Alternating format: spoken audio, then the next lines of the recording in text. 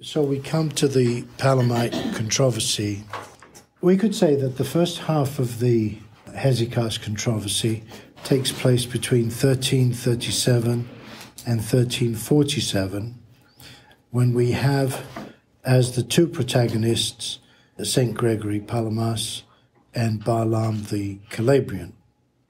This is the part that most people know, if they know about the Hesychast controversy. This is the part they know something about.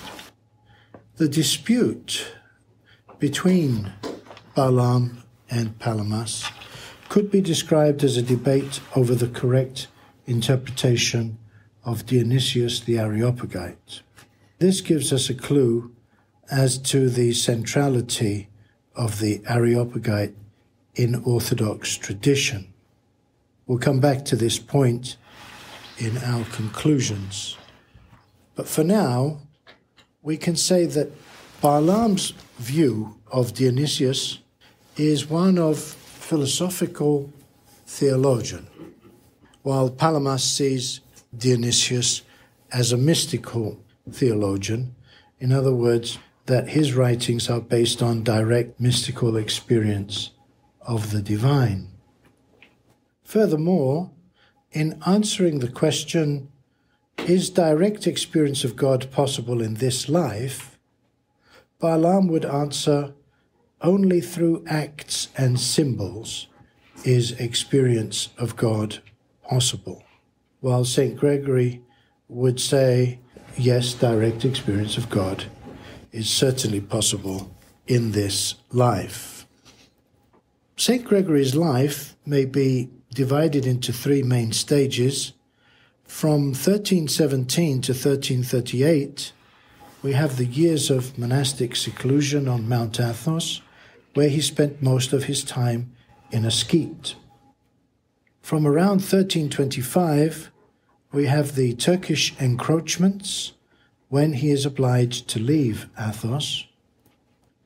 And from 1331, he is back again on Athos until 1338, and then he follows the 5-day system, where only on Saturdays and Sundays did he join the other members of the skete and joined in common prayers and conversation with other monks.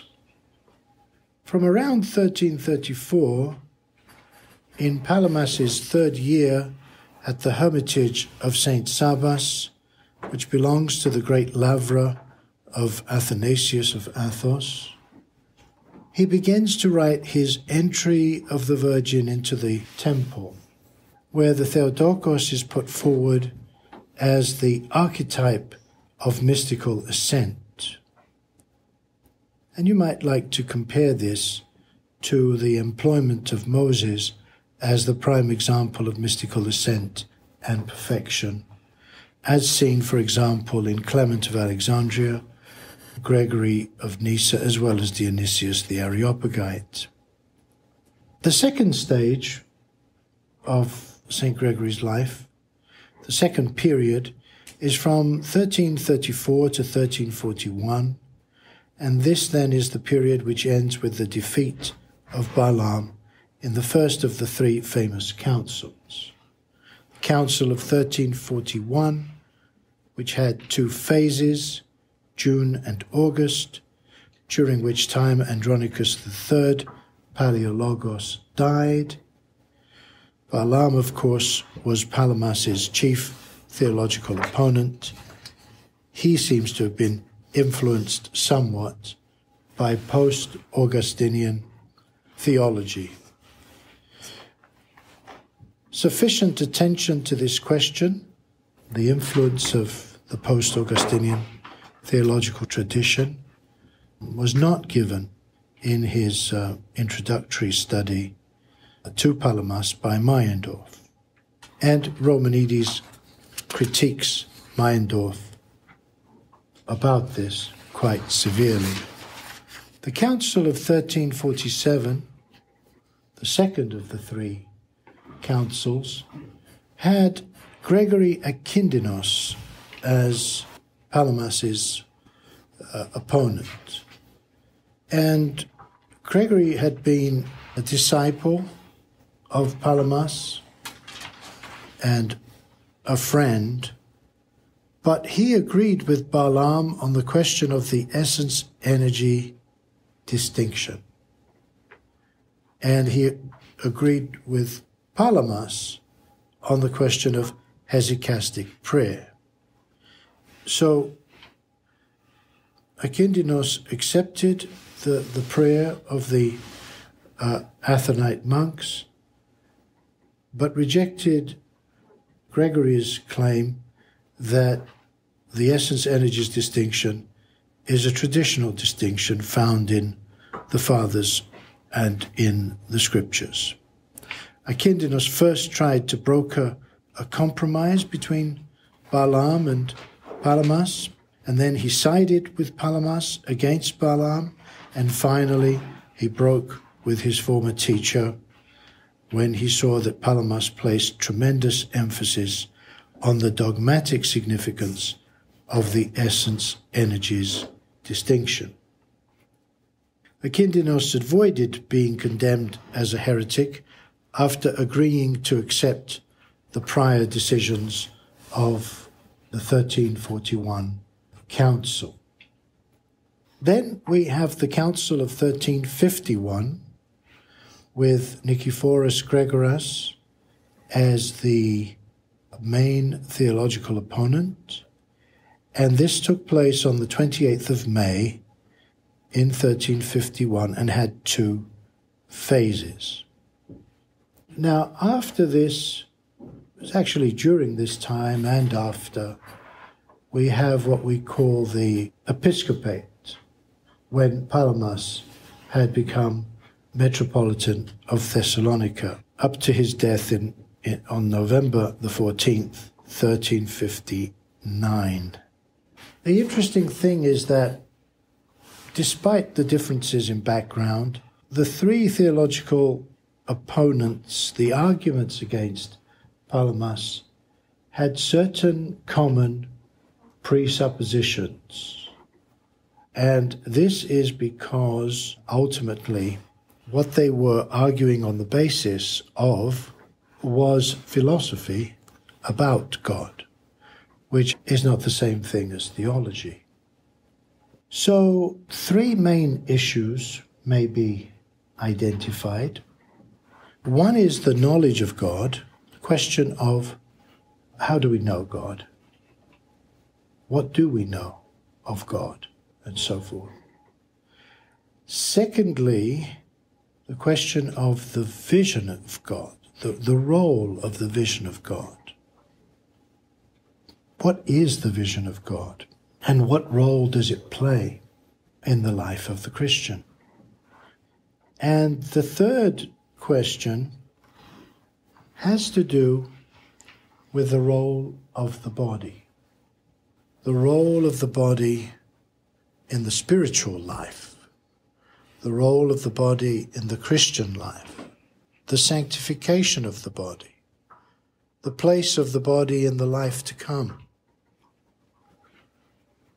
So, on the knowledge of God, St. Gregory was attacked by his opponents who underlined the divine incomprehensibility, that our experience of God is and can only be indirect. Secondly, on the question of the vision of God, Palamas's opponents argued that the light referred to in patristic descriptions of man's encounter with God must be a physical and created one. He did not believe that the light was uncreated and that it was God himself revealing himself to his creature. And thirdly, with regard to the role of the body, they argued, his opponents that is, argued that the physical technique of the hesychasts betrayed a materialistic understanding of the divine, and therefore that they were guilty of a Messalian gnoseology. We'll talk a little bit later about the Messalians, who they were, so on. Now, the fundamental question underlying all of this is, of course, in what way is the hidden God revealed? Note that Balaam is a Platonist in his approach, or at least he's very influenced by Platonic ideas, no pun intended. He is decidedly against any form of materialism. Now, on the first point about the knowledge of God, Gregory agreed that God is indeed unknowable, but he goes a step further and draws a distinction between the essence or inner being of God and his energies, and so he says that the essence denotes the unknowability, the otherness of God, the never-to-be-known aspect of God, the Creator, while the energies denote that we can participate in God. The energies of God, moreover, permeate the universe. We can participate in them, and in that participation, we are not participating in an intermediary. They are God himself. God in action, God in operation, involved in the life of his creature, directly and personally. Now, this point was attacked on two main grounds. Firstly, Balaam said that this introduces ditheism, destroying the divine simplicity, and Akindinos argued that Palamas believed in a superior divinity and at the same time in an inferior divinity, the superior being the divine essence, or what Palamas referred to as the divine essence, and the inferior being the energy or energies of God. And he added that this was an innovation. Palamas had made this up himself.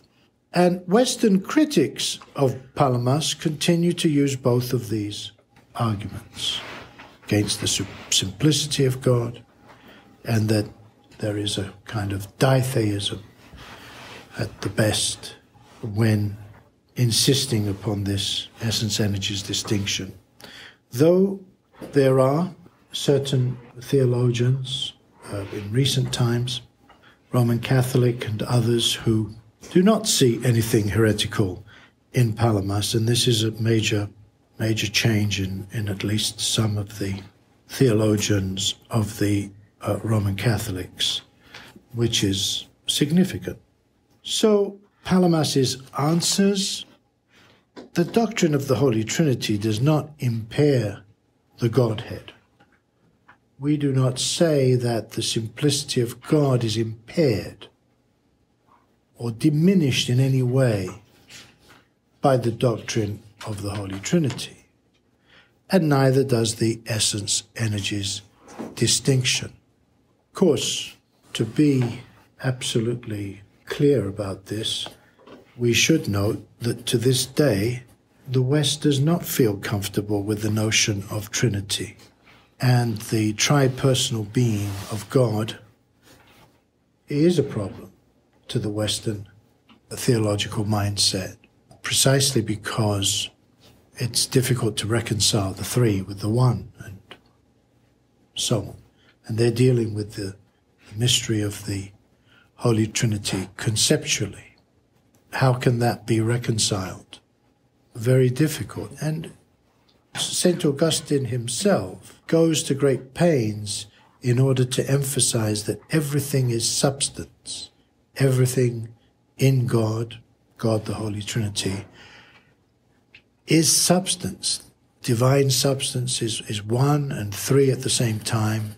The three are one substance. The one is three substances. There's a tremendous effort to emphasize the oneness of God. But I remember when I was growing up in London and with my fellow pupils at school, it struck me later, I realized the significance of this later, but it did strike me that when speaking of God, God was somehow a little bit higher than the Holy Trinity in the minds of the children, because that's where you see these things manifesting themselves very clearly. So you have the notion of Trinity, but then you have the notion of God, and that is somehow placed above the threeness of God. And that's very telling, I think. Now, having said that, of course, we've already noted that neither Augustine nor the post-Augustinian Western theological tradition wanted to make a distinction between God and the Holy Trinity.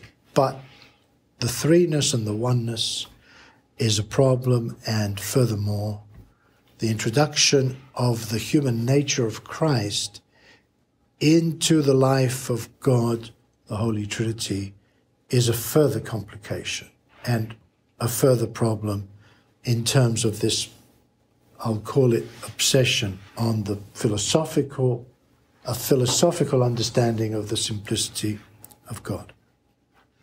Now, just a brief glimpse at his writings will show you that Palamas was deeply convinced of the fact that the essence-energies distinction is not only present in the history of the Church, in the lives of the saints, the writings of the theologians, the Holy Scriptures, but that it is abundantly attested to by the Fathers. And if you look at his triads, for example, you'll see that almost relentlessly St. Gregory places before us one example after another in order to make this point clear. He doesn't want to be an innovator. He wants to be, and sees himself as being, coming from within the tradition of the Church. So what's Palamas' basic reason for making this distinction? This essence-energies distinction that some wish had never been introduced. St. Gregory's main concern is simply to hold in balance both the transcendence, divine transcendence, and the direct communion with God. The fact of direct contact with God, unmediated contact with God. On the vision of God, as regards the vision of light and the role of the body, the uncreated energies are the grace of God. They are described as divine grace, Thea Charis, and that's why St. Gregory is described in the hymn of his feast as the preacher of grace, because that is what divine energy or divine energies means. And the grace of God takes the form of light in particular, and the vision of God, the vision of the light, of the energies of the grace of God, is the vision of God himself. But it is the vision of God in his energies and not in his essence. Remember Saint Irenaeus of Lyon, who said, just as those who see the light are in the light, so it is that they who see God are in God, but partaking of his brightness. So, what about St. Gregory's response to the charge that this light must be created, that it is a material light? Gregory argues that it is a non-material light. It is a noidon phos. It's a spiritual light. It's perceived by the nous.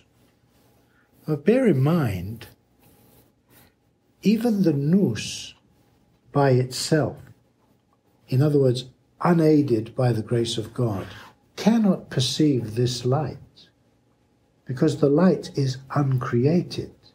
It's radically and fundamentally other.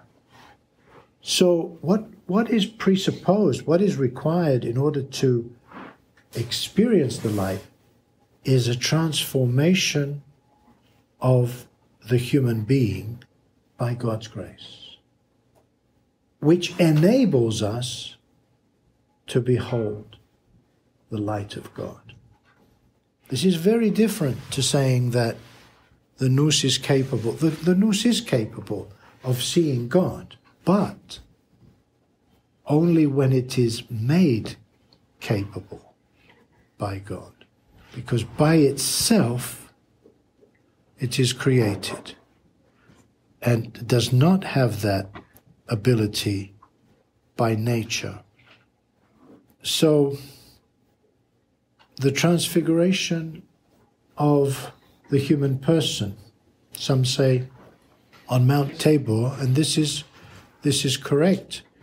It's really more a case of the 3 disciples being transfigured than Christ himself, because Christ always possessed the glory that was revealed to the 3 disciples.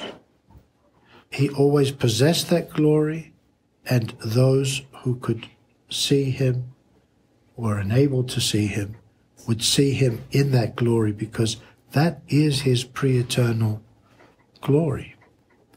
What changed was the ability of the 3 disciples, who were made worthy, we say, to behold Christ's transfiguration as much as they could bear, as much as they could endure.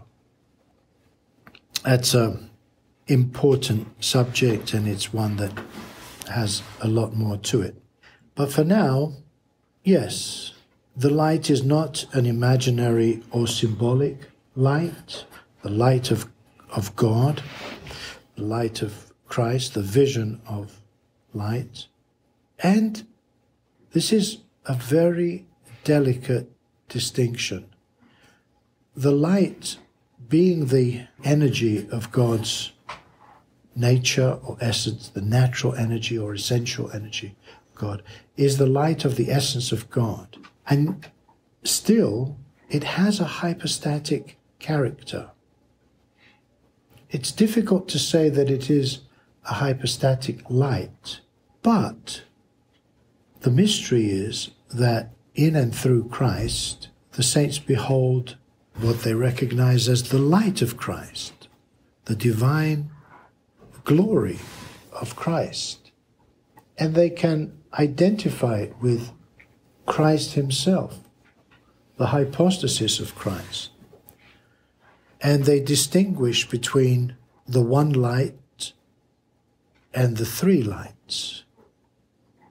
The light of the Father, the light of the Son, and the light of the Holy Spirit. If you look at the Ex Apostolarion for the Feast of the Transfiguration, it tells you that the Father is light, the Son is light, the Holy Spirit is light. Each of them is light, but altogether they are one. light. This is the mystery. This is what St. Gregory the theologian in his oration on theology said. When I speak of one flash of lightning and of three, you must, when I speak of God, you must think of one flash of lightning and three at the same time. So this is a great mystery indeed. And it is difficult to understand if your approach is philosophical. It's not something that can be explained. This is the divine energy of the tri-hypostatic Godhead. It is the light of Christ through which we see the light of the Father.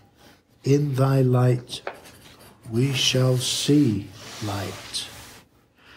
And this can only be accomplished, of course, in the light of the Holy Spirit. It can be perceived through the transformed senses. What we said about the human nous is also applicable to the human senses. We say that the body, the physical eyes, and so on, our senses participate in God. They've been called to share in that sanctification that makes us Christ-like. But that is possible only when our senses have been transformed.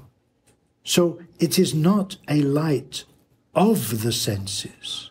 It's not a sensible light. It is uncreated. It is the glory of God, of the Holy Trinity. And this light is not just something that is beheld. This light has a glorifying effect on the beholder. This light glorifies, it divinizes or deifies the whole human person. It is infinite. It has no end. Never shall we see the whole of it. It will never be exhaustively revealed. Remember the notion of extension in St. Gregory of Nyssa, epektasis, reaching forth, constantly reaching forth from glory, moving from glory to glory, because there's no end to the perfection of Christ. Where do we find in the West a participation of the body? Perhaps the closest phenomenon to this kind of transformation in the West is that of the stigmata, whereas, interestingly, in the East, this phenomenon is unknown, and the saints enter rather into the mystery of the Transfiguration.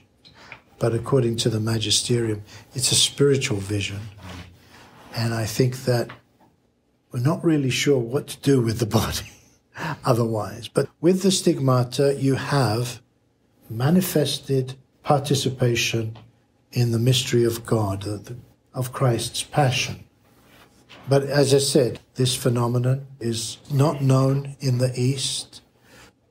What is referred to in the East is rather the mystery of the Transfiguration. I think we have to be very careful when we talk about these things, not to judge harshly, but the phenomenon is not known in the spiritual life of the Church.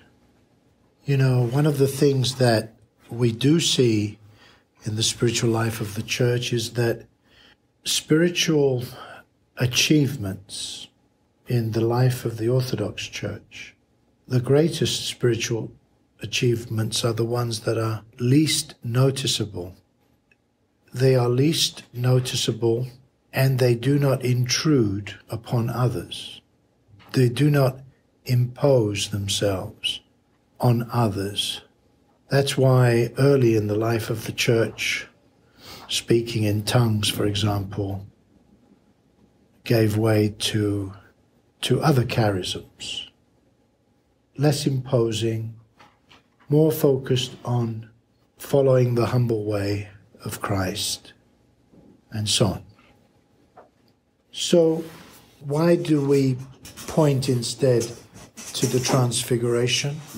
Well, precisely because at the Transfiguration of Christ, the three chosen disciples beheld his glory shining in and through his assumed human body, his flesh, which is a revelation at the same time of God's purpose in his creation of man, that we are to be transfigured, transformed, and glorified in becoming like him, and that transformation includes the body.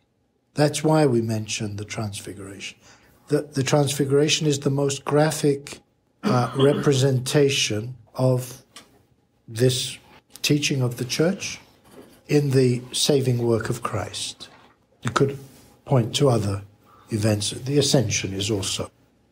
But the Transfiguration is very clearly the revelation of Christ's glory in and through his assumed human flesh. And so we see the flesh participating. We see a glorification which will be revealed in its plenitude at the last day, but which may be experienced today.